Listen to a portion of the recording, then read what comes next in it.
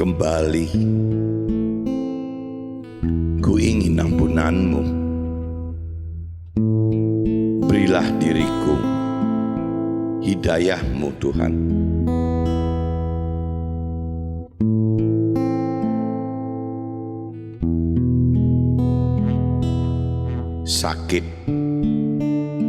Sakit dan berkecamuk, rindu yang menumpuk.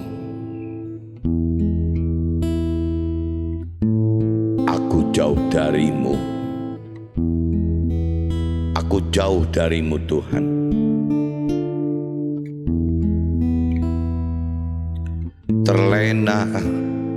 Terlena aku dibuai oleh duniawi yang membuatku lupa akan dirimu Tuhan.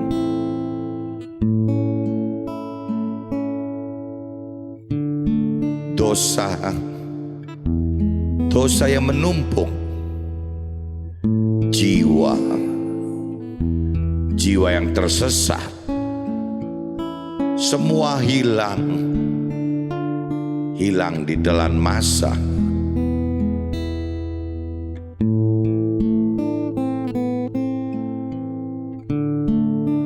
Ku ingin kembali, ku ingin ampunanmu. Berilah diriku hidayahmu.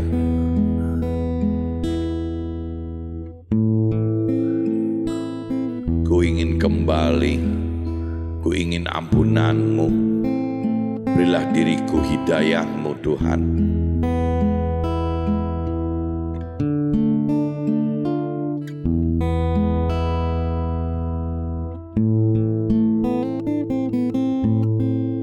Aku jauh darimu Tuhan. Terlena aku dibuai oleh duniawi yang membuatku lupa akan dirimu Tuhan.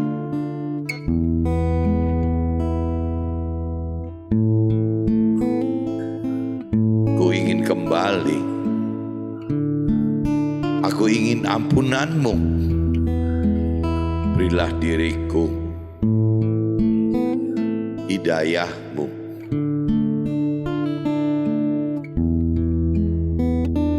Tuhan, ku ingin ampunanmu.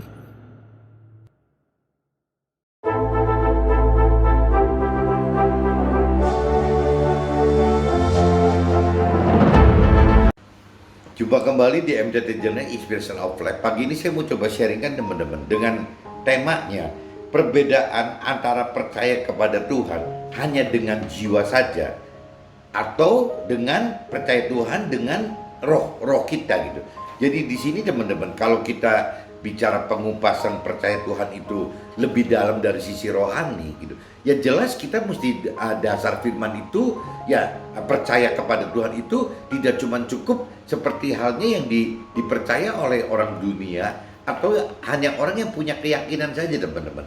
Orang dunia atau orang hanya punya keyakinan itu berprinsip, berpikiran bahwa yang namanya manusia itu yang hanya terdiri dari tubuh dan jiwa saja teman-teman. Jadi tidak bisa ada unsur roh di dalam tubuh dan jiwa si manusia tadi. Hanya orang-orang yang berpola pikir rohani yang sudah mengerti lebih dalam tentang firman Tuhan yang akan tahu bahwa di dalam manusia itu tidak melulu terdiri dari tubuh dan jiwa. Nah, kalau kita melihat misalnya orang dunia atau orang keyakinan berarti kan orang yang beragama teman-teman, bukan tidak beragama, orang sudah beragama. Tapi percaya Tuhan, percaya firman Tuhan dengan cara yang kurang benar teman-teman. Karena dasarnya tidak dengan firman Tuhan, tidak dengan dasar-dasar pikiran perasaan kehendak Tuhan gitu. Tetapi orang berkeyakinan itu orang beragama dengan keyakinan diri sendiri, dengan pikiran perasaan dan kehendak sendiri gitu. Jadi apa yang disebut pribadi Tuhan gitu, apa yang disebut firman Tuhan itu kadang-kadang dipersepsikan hanya dari pikiran perasaan kehendak sendiri saja teman-teman. Nah ini yang membedakan ini teman-teman. Kalau dari pola pikir dunia dan keyakinan sebenarnya sama, dua-duanya itu yang cuman kalau yang tidak orang dunia yang tidak percaya Tuhan, tidak mengenal Tuhan, atau acu-acu aja tentang Tuhan gitu. Ya bedanya ya dia sama sekali tidak mikirkan bahwa agama itu penting, bahwa yang namanya Tuhan itu, keberadaan Tuhan itu penting, yang namanya firman Tuhan itu penting. Tapi kalau orang keyakinan berpikirnya beda dengan orang dunia. Orang keyakinan itu masih gitu, masih mikir bahwa yang namanya harus percaya Tuhan, harus mengenal Tuhan, harus percaya firman, harus mengenal firman. Tapi dalam realitanya tidak seperti itu, teman-teman. Nyata-nyata tidak seperti itu. Jadi kalau dunia atau orang berkeyakinan hanya berpegang dari sisi tubuh dan jiwa, otomatis yang dominan untuk berpikir, berperasaan dan berkehendak itu ya jiwanya, teman-teman. Karena tubuh tidak punya kemampuan untuk berpikir, berperasaan dan berkehendak. Tubuh hanya ikut saja. Jadi jelas kalau cuma ada unsur tubuh dan jiwa, justru yang namanya jiwa ini akan dominan mengatur tubuh gitu. Nah beda, teman-teman, kalau orang yang sudah lebih mengerti akan firman Tuhan, ya menghidupkan ada unsur roh di dalam kita. Nah, roh kita ini akan menjadi dominan, teman-teman, karena roh kita ini adalah wadahnya, tempatnya roh Tuhan bersemayam di dalam diri kita, teman-teman. Yang Tuhan bersemayam ada di dalam roh kita gitu. Nah, ini teman-teman, waktu roh Tuhan ada dalam roh kita, akhirnya jiwa pun harusnya bisa kalah, teman-teman. Kalah oleh dominasi dari si roh kita ini. Apabila roh Tuhan itu memang kita hidupkan, teman-teman, dengan yaitu roh kita ini jelas mesti apa ya. Jadi roh kita ini kan butuh roh Tuhan ini dengan kita itu butuh satu dialog yang terus-menerus, interaksi yang terus-menerus, teman-teman. Jadi roh Tuhannya bisa hidup dengan roh kita, asal kita memang menghidupkan roh Tuhan di dalam kehidupan kita gitu. Nah, adapun urusan untuk roh Tuhan ini bisa bergerak apabila firman Tuhan kita hidupkan dalam kita juga, teman-teman. Nah, untuk dapat menghidupkan roh Tuhan, firman Tuhan itu, ya kita butuh, teman-teman, butuh menghidupkan roh Tuhan untuk bisa memberi kemampuan untuk kita mengerti akan firman Tuhan dari pikiran, perasaan, kehendak Tuhan. Jadi sambungannya seperti itu, teman-teman.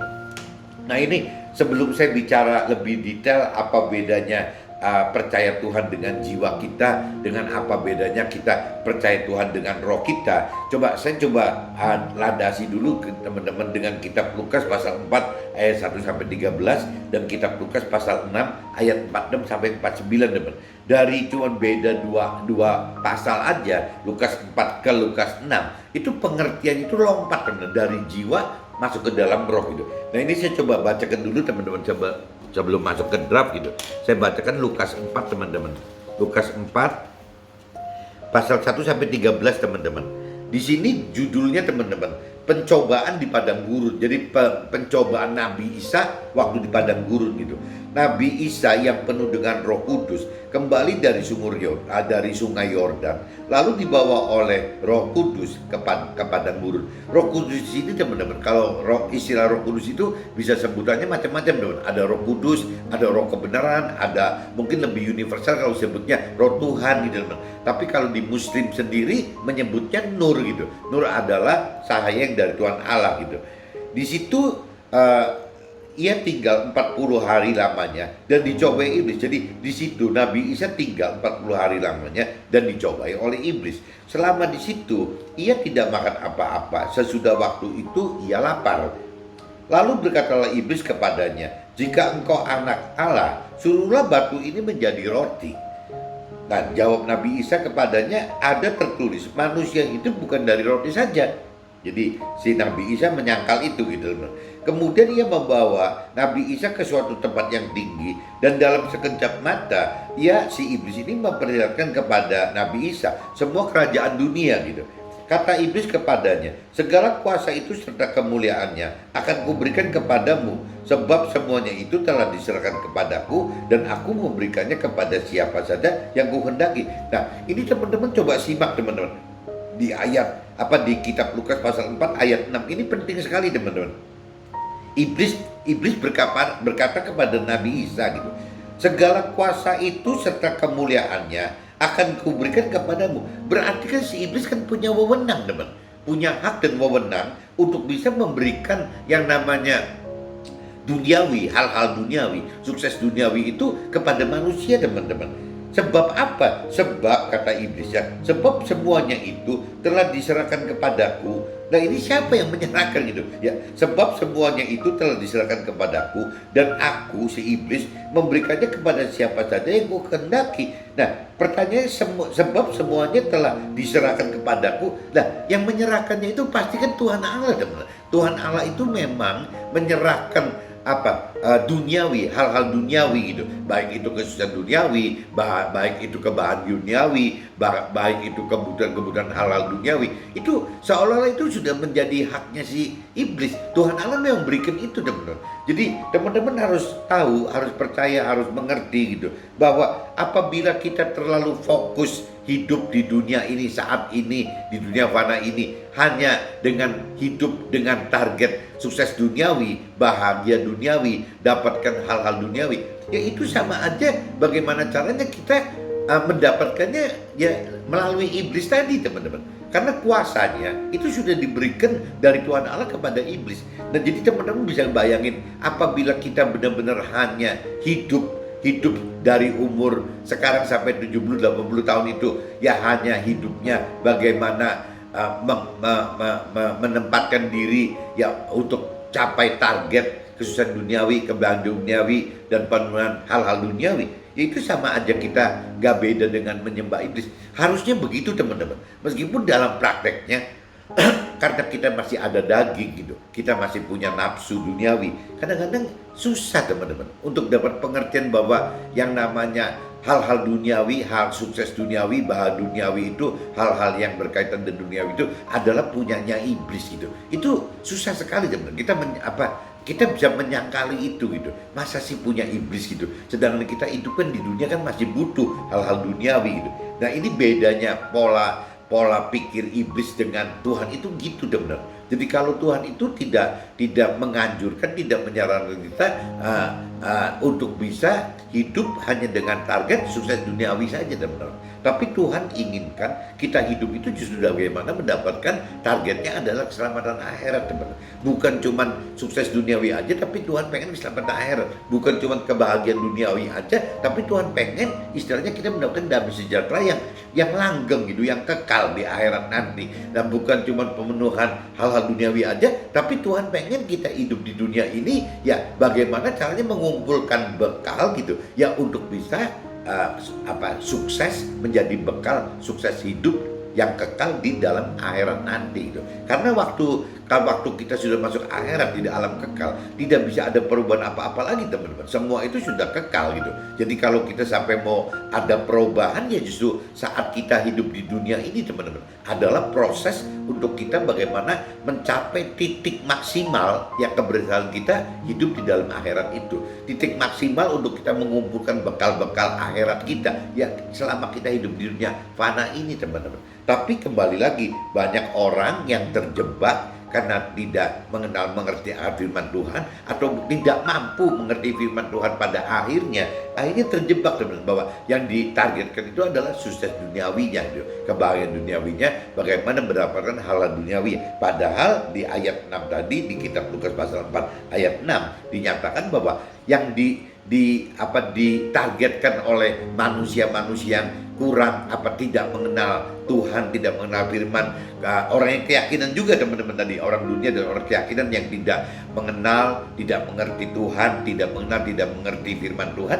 akhirnya terjebak pada ayat 6 tadi, teman-teman. Ya akhirnya ya menuhankan harta, ya menuhankan tahta gitu. Ya mentuhankan kebutuhan hal duniawi. Ya akhirnya ya nggak beda bahwa Tuhan di duniawi itu ya sebenarnya iblis gitu. Bukan Tuhan yang sebenarnya, tapi Tuhannya ya iblis itu, karena memang kembali lagi Tuhan Allah sudah memberikan hak wewenangnya kepada iblis untuk hal-hal duniawi. Ini jadi teman-teman camkan ya di ayat 6 itu penting sekali. Jadi kita jangan sampai terjebak oleh tipu-tipu iblis gitu, bahwa yang nomor satu itu yang paling penting adalah sukses duniawi, bahagia duniawi, dan mendapatkan hal duniawi.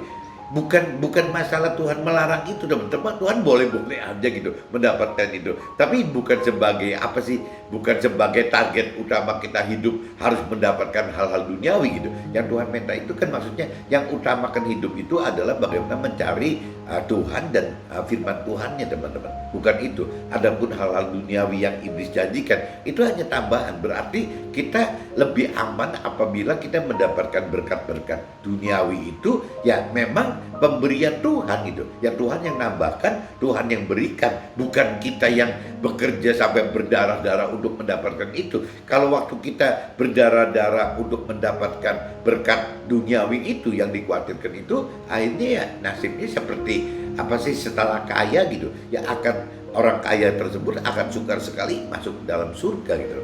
Jadi orang yang tidak kaya aja sukar masuk surga gitu, apalagi orang yang kaya. Kenapa? Karena ya terbelenggu, terjerat, tidak bisa melepaskan hal-hal duniawi yang diperoleh tadi, teman-teman. Nah ini bahayanya itu seperti itu, teman-teman.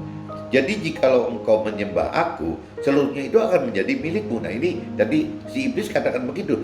Kata iblis kepada si Nabi Isa, segala kuasa itu serta kemuliaannya akan kuberikan kepadamu. Sebab semuanya itu telah diserahkan kepadaku, dan aku memberikannya kepada siapa saja yang kuhendaki. Jadi jikalau engkau menyembah aku, seluruhnya itu akan menjadi milikmu. Nah ini kan kalau sampai kita menyembah iblis, ya berarti yang namanya hal-hal sukses duniawi, kebahagiaan duniawi, hal-hal mendapatkan duniawi gitu, ya semua iblis akan serahkan kepada itu. Tapi begitu mendengar kita manusia, begitu mendengar iblis, kan nggak mau deh, masa si iblis itu. Nah makanya iblis kadang-kadang menjelma tidak berupa iblis, tapi berupa ya hal-hal duniawi tadi, teman-teman. Ya iblis itu bisa menjelma menjadi sukses duniawi, iblis itu bisa menjelma menjadi seolah-olah kebahagiaan duniawi, iblis itu bisa menjelma menjadi hal-hal duniawi, teman-teman. Nah, karena kalau iblis tidak menjelma menjadi 3 varian tadi, manusia pasti tidak mau menyembah iblis, teman.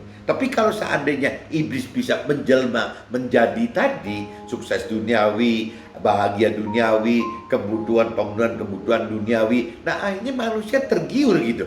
Bukan ikut iblis, anggapnya ya ikut dunia itu. Nah padahal di belakang itu tidak tahu bahwa itu semua adalah ulahnya iblis. Ya karena komitmen yang tadi di ayat 67 itu adalah memang komitmen Tuhan Allah kepada iblis dengan memberikan hal-hal duniawi tadi, teman-teman. Jadi iblis itu cerdik dan licik sekali, ya caranya seperti itu, teman. Bagaimana mengelabui manusia bukan dengan tampak muka iblisnya gitu, tapi ya dia akan menjelma ya tampak seperti hal-hal duniawi yang dianggap oleh manusia tidak apa-apa, teman. Tapi akan jadi apa-apa gitu apabila kita lebih dalam mengenal, lebih dalam untuk mampu mengerti sama apa ya, dan juga lebih mampu untuk melakukan firman Tuhan. Nah itu semua kembali lagi dan apabila kita menghidupkan tubuh jiwa roh di dalam kita, sehingga ada kekuatan roh Tuhan yang membantu kita dari sisi roh kita tadi, dan roh kita ini akhirnya jadi dominan, bisa mengatur jiwa dan tubuh kita.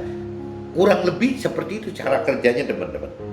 Tetapi Nabi Isa berkata kepadanya, ada tertulis, engkau harus menyembah Tuhan Allahmu, dan hanya kepada dia sajalah engkau berbakti. Kemudian ia membawa Nabi Isa ke Yerusalem dan menempatkan Nabi Isa di hubungan bait Allah. Lalu berkata kepadanya, jika engkau anak Allah, jatuhkanlah dirimu dari sini ke bawah gitu. Jadi setelah udah cobaan 1, 2, 3 itu akhirnya dibawa ke bait Allah, ya seolah cobain gitu. Jika engkau anak Allah, jatuhkanlah dirimu dari sini ke bawah. Sebab ada tertulis, mengenai engkau, ia akan memerintahkan malaikat-malaikatnya untuk melindungi engkau. Nah jawab Nabi Isa apa? Katanya, ada firman, jangan engkau mencobai Tuhan Allahmu gitu. Jadi ya kembali lagi ya kalau nggak Tuhan ya nggak perlulah kita nyoba, kita percaya gitu bahwa Tuhan pasti menyelamatkan kita gitu. Sesudah iblis mengakhiri semua pencobaan itu, ia mundur daripadanya dan menunggu waktu yang baik. Nah ini teman-teman juga mesti camkan juga nih ayat 13. Apabila kita sudah lolos dari ujian cobaan yang A gitu, ya si iblis itu tidak tidak mundur, teman. Ya dia itu akan maju lagi gitu. Dia itu pantang mundur, akan maju lagi, akan menunggu ujian cobaan yang kedua, teman. Ujian ketiga, ujian keempat, dan seterusnya sampai kita meninggal, teman. Jadi iblis itu dengan sabarnya akan menunggu kita masuk ke dalam ujian cobaan yang baru yang dari iblis, teman-teman. Nah, ini jadi saya sudah bacakan apa sih bahwa dikatakan dalam pencobaan di padang gurun ini, Nabi Isa dicoba oleh iblis itu bahwa ya Nabi Isa percaya nggak gitu sama Tuhan gitu. Nah, akhirnya ya lolos gitu. Ya, jadi pencobaan dan ujian itu, pencobaan di padang gurun oleh Nabi Isa itu bisa dilewati dengan baik gitu. Tapi si iblis tetap tidak puas, ya si iblis tetap menunggu uji coba Nabi Isa yang lain. Begitupun terhadap kita, si iblis akan selalu menunggu itu. Nah, ini saya coba lanjut lagi teman-teman sebelum masuk ke draft. Lukas pasal 6 teman-teman. Ini pasalnya cuma dari Lukas pasal 4 ayat 1 sampai 13 ya. Cuman dua pasal aja teman, naik menjadi pasal 6 gitu ya, ayat 4, 6, 9. Tapi maknanya udah beda sekali teman-teman. Nah, ini saya coba bacakan dulu teman. Jadi kalau di kitab Lukas pasal 6 ayat 46 sampai 49 ya, perikopnya judulnya dua macam dasar gitu. Cuman itu aja. Ayatnya cuma dari 46 sampai 49. Mengapa kamu berseru kepadaku, Tuhan, Tuhan, padahal kamu tidak melakukan apa-apa yang aku katakan. Nah, ini kalau kita bicara sudah dasarnya dari ayat 46 gitu ya, pada kitab Lukas pasal 6 tadi. Belum apa-apa sudah ditanya, mengapa kita berseru-seru kepada Tuhan gitu ya, Tuhan, padahal kita tidak melakukan apa yang Tuhan katakan gitu. Nah, yang Tuhan katakan ya pasti kan firman-Nya teman-teman. Ya, Tuhan itu berkata melalui firman Tuhan, perintah peraturan firman Tuhan, janji-janji Tuhan, rancangan kehendak Tuhan gitu. Semua itu ada di firman Tuhan teman-teman. Yaitu perkataan Tuhan gitu. Kita harus dengar itu. Jadi kembali lagi di ayat 46 itu dikatakan, mengapa kita berseru kepada Tuhan ya, Tuhan, padahal kita tidak melakukan apa yang Tuhan katakan gitu. Setiap orang yang datang kepada Tuhan dan mendengarkan perkataan Tuhan serta melakukannya, ya, Tuhan akan menyatakan kepada kita dengan siapa ia dapat disamakan gitu. Jadi bagi pelaku firman atau bukan pelaku firman, Tuhan itu kasih perumpamaan teman-teman. Ya, dengan perikop tadi dua macam dasar itu gitu. Ya, ini yang pertama itu, ia sama dengan seorang yang mendirikan rumah. Orang itu menggali dalam-dalam dan meletakkan dasarnya di atas batu. Ketika datang air bah dan banjir melanda rumah itu tidak dapat digoyahkan karena rumah itu kokoh dibangun. Nah, ini kan kalau bicara yang di ayat 48 teman, ini kan orang yang melakukan firman Tuhan teman. Kalau orang melakukan firman Tuhan, bukan cuma sekedar mengenal firman Tuhan, bukan cuma sekedar mengerti firman Tuhan gitu. Tapi yang Tuhan butuhkan sekali itu adalah orang yang melakukan firman Tuhan teman. Orang yang melakukan firman Tuhan itu Tuhan ibaratkan orang seperti orang menggali dalam-dalam dan meletakkan dasarnya di atas batu. Ketika datang air bah dan banjir melanda rumah itu tidak dapat digoyahkan karena rumah itu kokoh dibangun. Nah, ini banyak teman-teman. Yang namanya kalau di bangunan rumah yang sebenarnya teman-teman, kita sebutnya apa ya? Kalau yang saya tahu itu jadi fondasi teman-teman, bahwa yang namanya rumah yang bagus, rumah yang benar, rumah yang kokoh itu harus punya fondasi teman-teman. Nah, fondasi itu mungkin kalau bicara kan kaki-kakinya teman-teman. Tapi kalau yang saya tahu lagi, kalau fondasi itu terdiri dari ada yang disebut cakar ayam gitu. Cakar ayam itu adalah apa ya? Jadi kayak semacam jangkar gitu, jangkar untuk menahan tiang-tiang rumah teman-teman. Jadi setiap tiang rumah itu ada jangkarnya gitu ya, namanya yaitu cakar ayam teman. Nah, antar cakar ayam itu disambung lagi teman-teman. Namanya kalau nggak salah apa bahasa Belanda atau bahasa Inggris saya nggak ngerti, namanya sloop gitu. Sloop itu adalah satu iketan beton gitu yang isinya dari rangka besi dengan dicor semen itu gitu ya, tulangan itu. Nah, si cakar ayam itu diikatkan teman-teman, diikatkan jadi satu gitu. Jadi cakar ayam itu jadi kokoh karena terikat menjadi satu oleh sloop gitu. Nah, basic daripada cakar ayam pun sama teman. Basic dari cakar ayam itu biasanya teman-teman sama si tukang bangunan ini diberi apa? Jadi kayak batu-batu dulu teman. Jadi bukan si cakar si slup atau si cakar ayam itu berdiri di atas tanah, tapi di dasarnya cakar ayam itu pembangun rumah itu biasanya bikin fondasi batu dulu teman. Jadi memang urusannya kalau kita membuat fondasi yang kuat di rumah gitu, ya memang harus seperti itu teman-teman. Jadi harus ada batu sebagai dasarnya, harus ada cakar ayamnya, harus ada slupnya gitu. Ya harus ada hal-hal minimal 3 macam ini teman-teman. Harus ada 3 macam ini gitu. Nah kalau sampai rumah dibangun dengan fondasi dengan dasarnya seperti ini teman-teman, harusnya waktu hujan lebat, waktu banjir datang, rumah ini kokoh teman, karena berdiri di atas batu, diikat oleh cakar ayam gitu ya, diikat juga oleh slup tadi. Jadi untuk sampai kena angin, yang namanya kena banjir gitu, itu rumah itu kokoh teman-teman. Tapi banyak juga rumah yang tidak dengan dasar seperti ini teman-teman.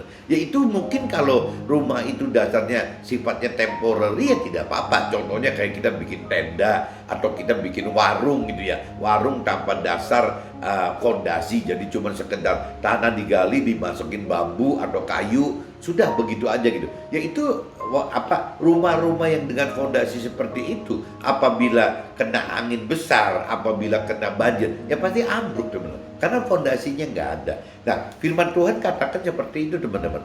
Apabila kita dalam hal rohani membangun rohani kita dengan dasarnya kuat gitu, dengan fondasi yang tadi kuat, ada fondasi batunya, ada cakar ayamnya, ada slupnya, harusnya basic rohani kita jadi kuat teman-teman, tidak mudah tergoyangkan gitu. Nah, tapi di sini firman di ayat 47 juga katakan, ya, akan tetapi barang siapa mendengar perkataanku tetapi tidak melakukannya, ia sama dengan orang yang mendirikan rumah di atas tanah tanpa dasar. Berarti tanpa dasar itu ya tanpa batu, tanpa cakar ayam, tanpa slup gitu. Nah, ketika banjir melandanya, rumah itu segera rubuh dan hebatlah kerusakannya. Nah, ini yang Tuhan ingatkan itu, kita ibarat kalau membangun rohani kita itu ibarat seperti ngebangun rumah teman-teman. Jadi sama saja, kita butuh fondasi-fondasi yang namanya fondasi rohani yang berupa batu-batuan itu, berupa cakar ayam, berupa slup itu gitu. Itu baru bicara fondasinya loh teman. Nah waktu orang mengerjakan fondasi itu ya memang belum nampak teman-teman, belum nampak bangunan di atasnya gitu. Nah ini yang nanti coba di draft itu coba kita jelaskan lebih dalam teman-teman apa yang terkait, karena memang firman Tuhan itu mau dilarikan kemana aja juga bisa teman-teman. Yang jelas ya itu jadi yang saya pernah katakan dulu, sharingkan seperti pertumbuhan tanaman aja teman. Ya antara bedanya tanaman misalnya apa ya yang sama-sama tinggi, misalnya tanaman bambu dengan tanaman jagung gitu ya misalnya gitu. Ya kalau cerita yang saya pernah katakan, kalau yang namanya jagung itu tidak dengan hidup, tidak dengan memperkuat fondasi gitu, ya akhirnya dia cepat sekali tumbuhnya teman-teman. 3 bulan udah bisa dipanen gitu. Tapi kalau bicara bambu teman-teman, 3 bulan itu jangan-jangan tidak nampak gitu, tidak nampak pertumbuhan batang bambu yang akan dipanen itu, tidak nampak. Jadi kenapa? Karena pohon bambu itu akan menggali fondasi dulu teman-teman. Bagaimana dia menggali fondasi masih di bawahnya si batang tersebut, setelah kuat sekali baru dia keluar gitu. Nah waktu keluar dari tanah, pertumbuhannya bisa lama teman-teman, bisa bertahun-tahun gitu, berbelasan tahun, puluhan tahun gitu. Ya tidak akan mati-mati karena akarnya dalam sekali. Tapi kalau yang namanya jagung, karena akarnya cuma ala kadarnya, ya 3 bulan pun ya akarnya sudah tidak bisa apa-apa teman. Dan juga kebenaran jenis pohonnya kan pohon perdu teman. Jadi memang umurnya nggak bisa panjang, makanya dia tidak membutuhkan akar yang fondasi yang kuat gitu. Tidak perlu akar atau fondasi yang kuat. Beda dengan bambu atau tanaman-tanaman jati atau yang lain yang keras-keras gitu teman. Nah ini saya sudah bacakan teman-teman di kitab Lukas pasal 4 ayat 1 sampai 13, dan saya sudah bacakan di kitab Lukas pasal 6 ayat 46 sampai 49 teman-teman. Di situ kan kelihatan teman-teman, kalau di kitab Lukas pasal 4 itu 1 sampai 13 itu bicara bagaimana kita percaya Tuhan itu basically dari jiwa kita teman-teman. Arahnya dari jiwa kita gitu. Tapi kalau kita bicara masuk ke dalam Lukas pasal 6 ayat 4 dan 49, itu dasar itu dari roh kita. Jadi kita percaya Tuhan itu bisa dua macam, bisa dari jiwa kita, bisa juga dari roh kita, teman-teman. Nah, ini coba saya masuk ke dalam draftnya aja, teman-teman. Firman di kitab Lukas pasal 4 ayat 8, ada tertulis, engkau harus menyembah Tuhan Allahmu dan hanya kepada Dia sajalah engkau berbakti. Dari firman Tuhan dinyatakan bahwa Tuhan itu ada dan hadir dalam kehidupan kita. Jadi apabila kita tidak mengenal Tuhan, ya kita tidak mengenal, teman-teman. Ada firman Tuhan yang mengatakan di kitab Lukas pasal 4 ayat 8 seperti ini gitu. Nah, ini ceritanya kalau kita mengenal, teman. Berarti kan kita sudah mengenal, jiwa kita, pikiran, perasaan, kehendak kita sudah mengenal gitu. Ya, bahwa ada firman di kitab Lukas pasal 4 ayat 8 yang bunyi seperti ini gitu. Nah, ini otomatis berarti kan kita percaya Tuhan karena memang ada firman yang mengatakan begitu, teman-teman. Jadi lepas kita mau percaya nggak percaya, tapi firman sudah katakan seperti itu gitu. Ya, bahwa ada tertulis gitu. Berarti kan kalau yang baca firman kan sudah tahu bahwa ada tertulis engkau harus menyembah Tuhan. Nah, berarti kan Tuhannya ada, teman-teman. Ya, Allahmu dan hanya kepada Dia sajalah ya engkau berbakti. Dari firman Tuhan dinyatakan dunia Tuhan itu ada dan hadir dalam kehidupan kita. Ini secara firman, teman-teman. Jadi apabila orang yang sudah mengenal firman Tuhan, ya akan percaya bahwa Tuhan itu ada. Dari mana? Ya dari firman gitu. Dari apa yang firman katakan. Itu cerita firman Tuhan yang mengatakan begitu, teman-teman. Tapi juga bisa, teman-teman. Contohnya misalnya kita hidup di Indonesia, dasarnya adalah Pancasila gitu. Nah, dari kelima sila itu, yang nomor satu itu Pancasila itu menebarkan ketuhanan yang Maha Esa loh, teman-teman. Jadi bagaimanapun juga kita dari lahir, ya apabila kita lahir di Indonesia, kita ini harus bersyukur dan berterima kasih bahwa ya kita ini otomatis lahir dalam lingkungan berketuhanan gitu. Ya, banyak negara lain, teman-teman, yang tidak menganut prinsip-prinsip sila seperti ini. Jadi dibebaskan sama sekali gitu. Ya pengen percaya Tuhan, gak percaya Tuhan terserah gitu. Tapi kalau di Indonesia, sila pertama dari Pancasila itu belum apa-apa sudah tanamkan ketuhanan yang Maha Esa gitu. Dari dasar sila tersebut juga dinyatakan bahwa Tuhan ada gitu. Jadi dari kita lahir, dari kita udah mengenal bahasa aja udah langsung disebut bahwa Pancasila itu adalah nomor satu. Sila pertamanya adalah ketuhanan Maha Esa. Berarti menyatakan bahwa di negara Indonesia Tuhan itu ada, Tuhan itu hadir itu. Nah, itu bersyukur dan berterima kasih kita hidup di dunia di negara seperti ini, teman-teman. Tapi kalau kita banyaknya hidup di negara barat, kadang-kadang itu tidak terlalu difokuskan loh, tidak dinomorsatukan gitu. Malah dibebaskan, malah di negara sana malah lebih kacau lagi gitu. Ya ada cerita bisa menyembah iblis juga tidak dilarang kok. Nah, jadi makin kacau gitu. Tapi maksud saya dari dua ini aja, teman-teman. Jadi dari landasan Pancasila kita aja udah jelas kita dibantu oleh lingkungan bahwa Tuhan itu ada gitu. Berbeda dengan negara-negara lain yang tidak mengharuskan keberadaan Tuhan. Nah, ini yang lebih repot. Nah, kalau kita simak, teman-teman, dari pernyataan firman di kitab Lukas pasal 48 tadi, yang poin 1 gitu, atau dari sila Pancasila tadi gitu, ya kita simpulkan secara jiwa dari awal hidup sudah ada di dalam lingkungan yang percaya akan keberadaan Tuhan itu ada gitu. Tuhan itu hadir gitu. Jadi kita lahir itu ya kalau kita lahir dalam kondisi beragama gitu ya, beragama itu ya pasti pada umumnya di Indonesia ya karena terkunci oleh ketuhanan Maha Esa, berarti ya pasti secara agama diakui bahwa Tuhan itu ada gitu. Begitupun dasar negara kita Pancasila itu juga mengakui ketuhanan Maha Esa itu ada dan hadir, teman-teman. Jadi itu yang lingkungan yang membuat kita percaya gitu ya akan keberadaan Tuhan gitu. Jika kita lebih dewasa rohani, percaya Tuhan hanya ada dalam jiwa kita saja. Maksudnya kalau kita percaya Tuhan itu hanya dalam pikiran, perasaan, kehendak kita saja, teman-teman. Oleh karena firman Tuhan tadi, oleh karena Pancasila tadi gitu. Ya itu ya hanya ada di pikiran, perasaan, dan kehendak kita saja gitu. Sepertinya tidak cukup, teman-teman. hanya percaya Tuhan hanya sebatas di firman ada kok, di Pancasila juga ada kok, rasanya tidak cukup. Jadi kita harus kalau mau lebih dewasa rohani, kita harus tahu bahwa percaya Tuhan yang benar itu harus bagaimana. Tidak cuma cukup percaya dasarnya pikiran perasaan kehendak kita sendiri. Kita harus percaya dasarnya itu dari pikiran perasaan kehendak Tuhan, teman. Karena Tuhan pun punya pikiran perasaan kehendak sendiri. Jadi jangan sampai kita sendiri punya pikiran perasaan kehendak sendiri dari jiwa kita, tapi kita tidak berpegang kepada ya pikiran perasaan kehendaknya Tuhan itu gitu. Nah ini jadi nggak ketemu gitu. Percaya Tuhan secara dewasa rohani harus dengan melakukan firman Tuhan seperti firman di kitab Lukas pasal 6 ayat 46 teman-teman. Bunyinya teman-teman, mengapa kamu berseru kepadaku Tuhan Tuhan, padahal kamu tidak melakukan apa yang aku katakan gitu. Nah ini di firman di kitab Lukas pasal 6 ayat 46 itu apabila kita universalkan, ya Tuhan nanya gitu, mengapa kita berseru-seru kepada Tuhan gitu. Kenapa? Ya Tuhan-Tuhanan padahal kita tidak melakukan apa yang Tuhan katakan gitu. Nah ini kan kembali lagi teman-teman.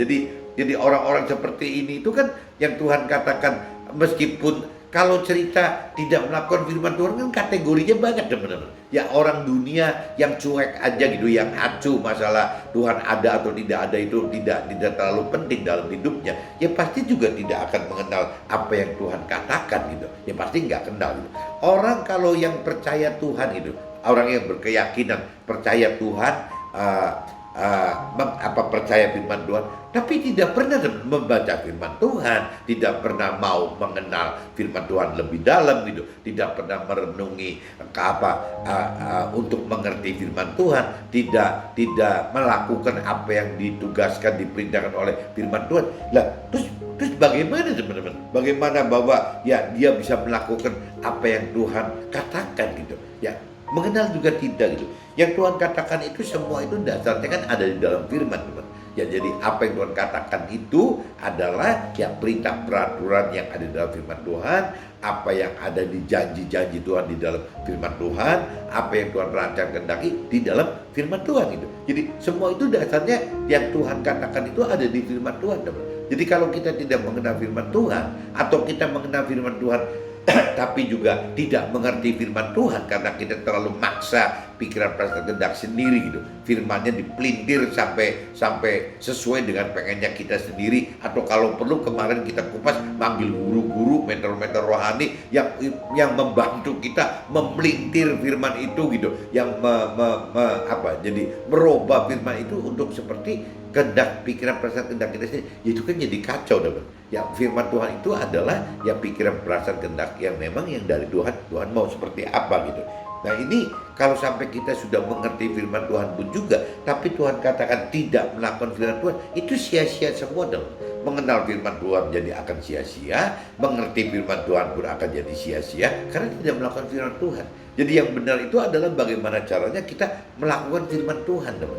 Yang paling penting itu, teman. Bagaimana kita melakukan firman Tuhan. Bahkan ada orang yang tidak sadar melakukan firman Tuhan, padahal dia melakukan firman Tuhan, tapi di ajarannya tidak terlihat dia melakukan firman. Itu pun juga sama Tuhan dianggap dia melakukan firman Tuhan, teman-teman.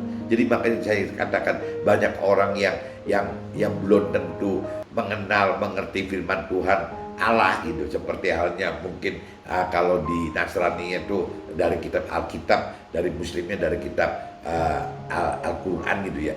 Nah kalau sampai ada orang yang tidak mengenal Alkitab atau Al-Quran, tapi melakukan firman ya yang diperintahkan oleh Alkitab atau Al-Quran itu ya, untuk dari kacamata Tuhan dianggapnya melakukan, teman. Makanya tadi saya katakan banyak sekali orang yang masuk surga itu tidak cuma melulu orang yang dari Nasrani atau Muslim saja gitu ya, orang-orang lain pun, bahkan mungkin orang di pedalaman yang tidak punya agama, yang punyanya adat istiadat tradisi aja pun bisa masuk surga, teman. Apabila mereka secara tidak sadar melakukan kebenarannya yang diperintahkan oleh firman Tuhan tadi, teman. Jadi seperti itu, teman-teman. Jadi kuncinya itu harus melakukan firman Tuhan, teman. Apabila tidak melakukan firman Tuhan ya tidak dianggap menghasilkan apa-apa gitu loh. Nah, dari 2 ayat dalam firman kitab Lukas pasal 48 tadi, pasal 4 ayat 8 dan kitab Lukas pasal 6 ayat 46, hanya beda dua pasal aja. Tampak jelas perbedaannya teman-teman. Dari mulai jiwa kita dibentuk untuk percaya kepada Tuhan yang hanya dalam iman kita menjadi tindakan dengan berbuat apa yang diperintah peraturkan Tuhan sesuai firman-Nya teman-teman. Jadi kalau kita tadi mengupas kitab Lukas pasal 4 ayat 8 teman, itu kan banyaknya bunyinya cuma gitu teman. Karena kita percaya Tuhan itu karena firman Tuhan katakan begitu, kita percaya adanya Tuhan itu karena memang Pancasila juga mengatakan seperti itu. Tidak kita alami teman.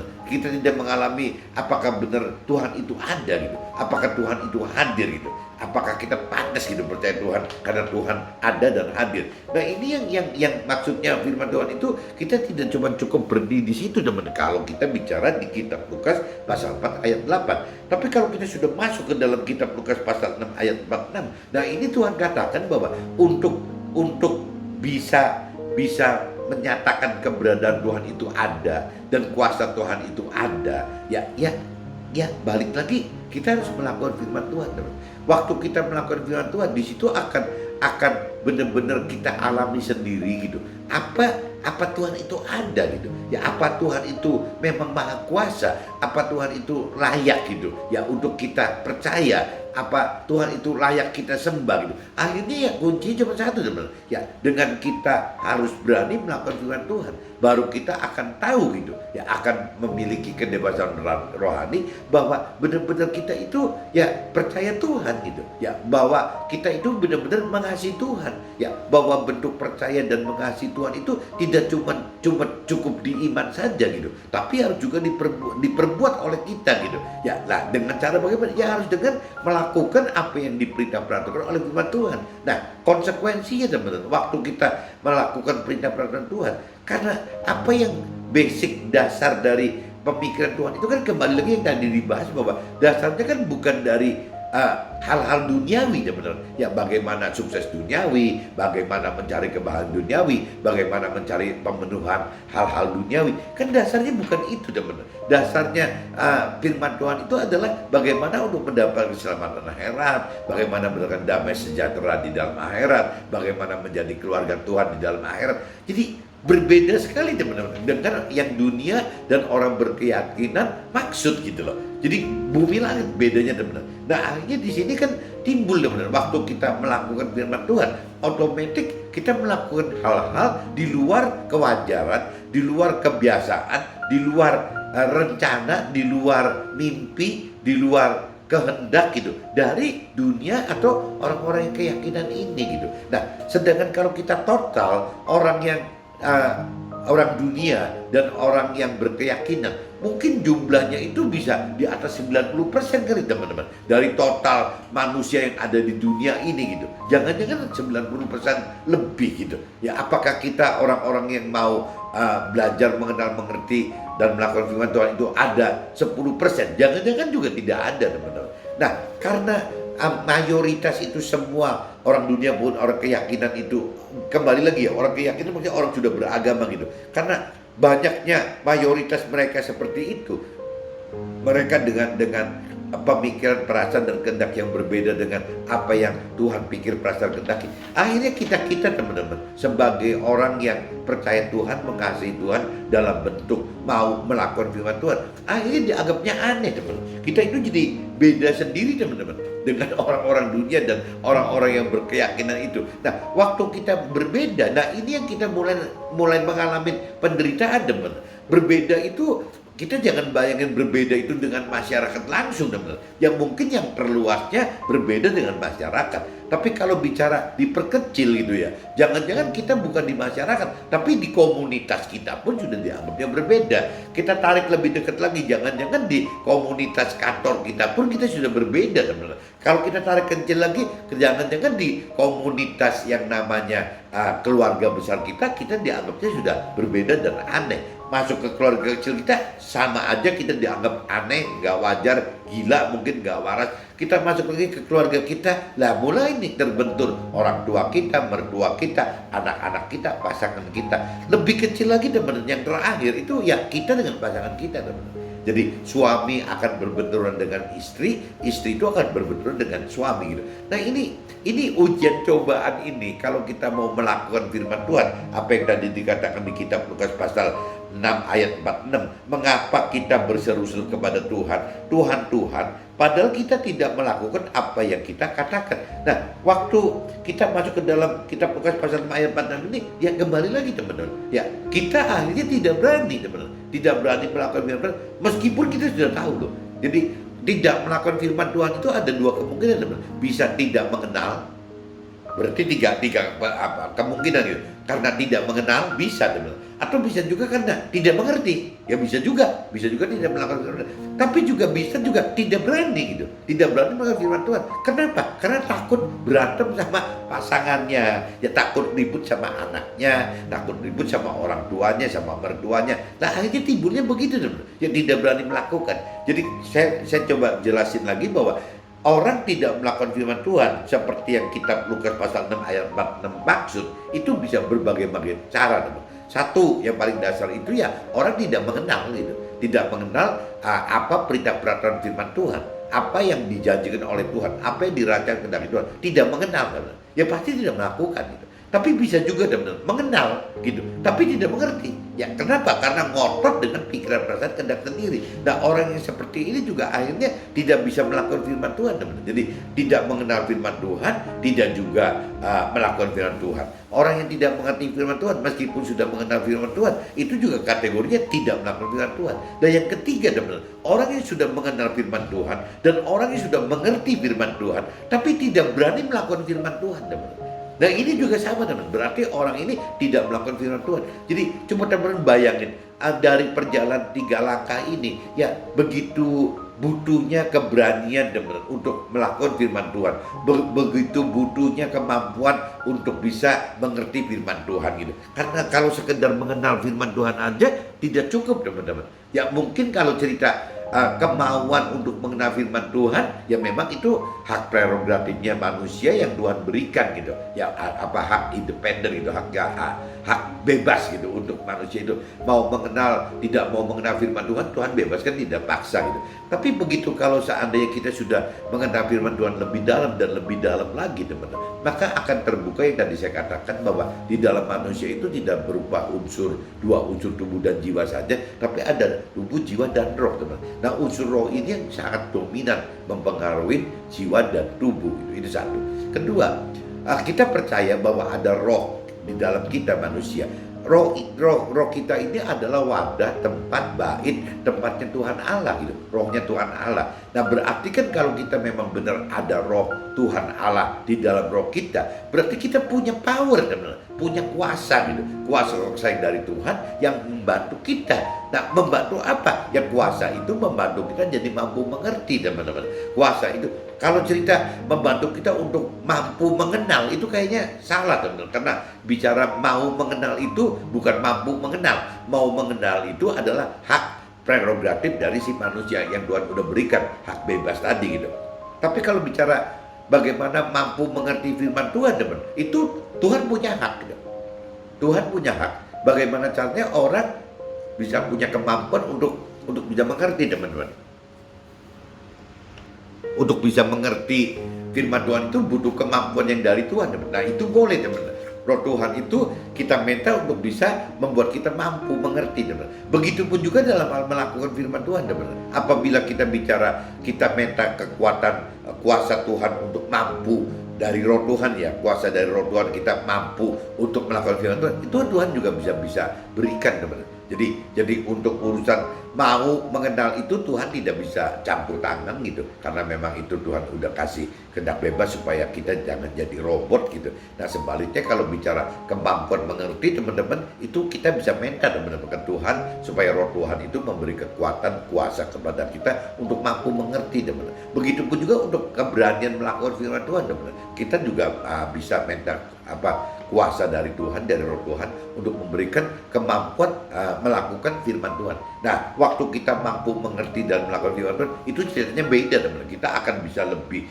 benar-benar melakukan apa yang di kitab Lukas pasal 6:46 tadi. Ya, mengapa kita berseru kepada Tuhan, Tuhan, padahal kita tidak melakukan apa yang kita katakan. Nah, kita bisa melakukan apa yang Tuhan katakan, apa yang Tuhan firmankan, apa yang Tuhan perintah peraturkan, apa yang Tuhan janjikan, apa yang Tuhan rancang kendaki, apabila yang tadi teman-teman, kita mau mengenal dan kita mampu mengerti, sama kita mampu berani melakukan firman Tuhan. Itu jadi akhirnya terjadi teman-teman. Nah, ini jadi kalau cerita di firman kitab Lukas pasal 6 ayat 49 tadi, ya akan tetapi barang siapa mendengar perkataanku tetapi tidak melakukannya, ia sama dengan seorang yang mendirikan rumah di atas tanah tanpa dasar. Ketika banjir melanda, rumah itu segera rubuh dan hebatlah kerusakannya. Nah, ini kembali lagi teman-teman, jadi kalau cerita di firman kitab Lukas pasal 6 ayat 49 itu, ya memang kembali lagi kita harus menjadi pelaku firman, teman. Nah, untuk menjadi pelaku firman itu, yaitu basicnya, fondasinya mesti kita perkuat dulu, teman-teman. Jadi kalau kita lihat pengalaman dari Nabi Musa itu berdiam diri di padang rumput itu 40 tahun loh, teman.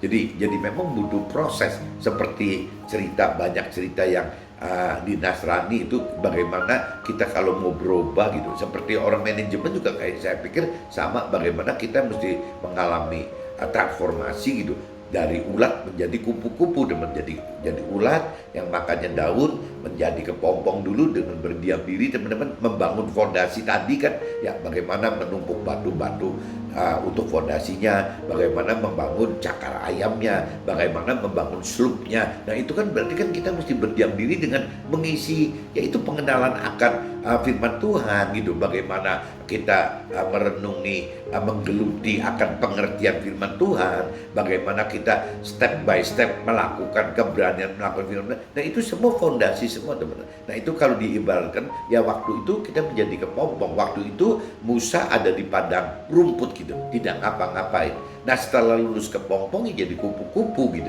ya kupu-kupu yang indah terbang kemana-mana, dan ya berguna maksudnya untuk menghasilkan buah. Kenapa? Ya karena sari madu dari bunga ke bunga itu yang akan menghasilkan jadi pembuahan, teman. Nah, ini gunanya kita melakukan firman Tuhan itu, ya untuk berbuah bagi orang sesama kita, teman. Mungkin cukup begini, teman, sharingnya. Jadi mudah-mudahan perbedaan antara percaya kepada Tuhan hanya dengan jiwa dengan percaya kepada Tuhan dengan roh itu, teman-teman bisa tangkap maksudnya. Oke, teman, see you, bye-bye.